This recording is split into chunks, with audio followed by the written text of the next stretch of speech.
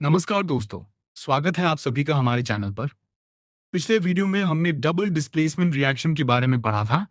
आज हम उसी से जुड़े एक महत्वपूर्ण टॉपिक प्रेसिपिटेशन रिएक्शन को समझने वाले हैं। दोस्तों, इस टॉपिक को समझना बहुत आसान है। मान लीजिए आपके पास दो पारदर्शी सॉल्यूशंस हैं।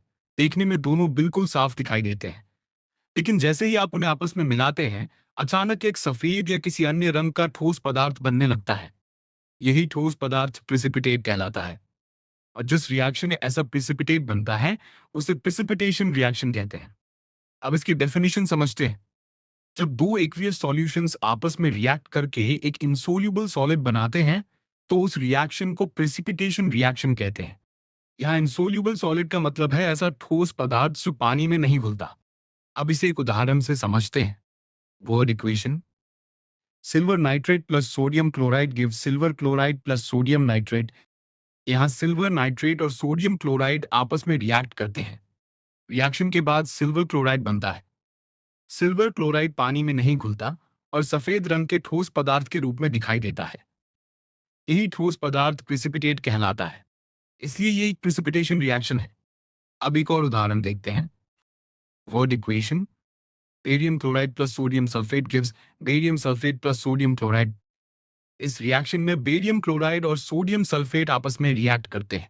रिएक्शन के बाद बेरियम सल्फेट बनता है। बेरियम सल्फेट पानी में नहीं घुलता और सफेद ठोस पदार्थ के रूप में अलग दिखाई देता है।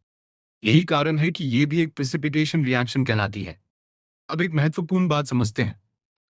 जब दो सॉल्यूशंस आपस में मिलते हैं, तो उनके आयंस नई व्यवस्था बनाने की कोशिश करते हैं। यदि इस प्रक्रिया बनने वाला कोई पदार्थ पानी में नहीं घुलता, तो वह ठोस रूप में बाहर आ जाता है। इसी ठोस पदार्थ को हम प्रेसिपिटेट कहते हैं। और प्रेसिपिटेट बनने के कारण ही इस रिएक्शन को प्रेसिपिटेशन रिएक्शन कहा जाता है। अब सवाल आता है कि एग्जाम में इसे पहचानेंगे कैसे? दोस्तों, इसे पहचानना बहुत आसान है। अगर किसी रिएक्शन में आपको कोई ऐसा ठोस पदार्थ बनता दिखाई दे जो पानी में नहीं घुलता, तो समझ जाइए कि वहां प्रेसिपिटेट बन रहा है। और जहां प्रेसिपिटेट बनेगा, वहां प्रेसिपिटेशन रिएक्शन होगी। एक आसान ट्रिक याद रखिए।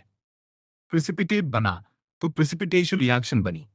ये एक लाइन आपको एग्जाम में बहुत मदद करेगी। चलिए जल्दी से रिवीजन कर लेते हैं। प्रेसिपिटेट एक इंसोल्यूबल सॉलिड होता है। जिस रिएक्शन प्रेसिपिटेट बनता है, उसे प्रेसिपिटेशन रिएक्शन कहते हैं। सिल्वर क्लोराइड और बेरियम सल्फेट बनने वाली रिएक्शंस इसके महत्वपूर्ण उदाहरण है।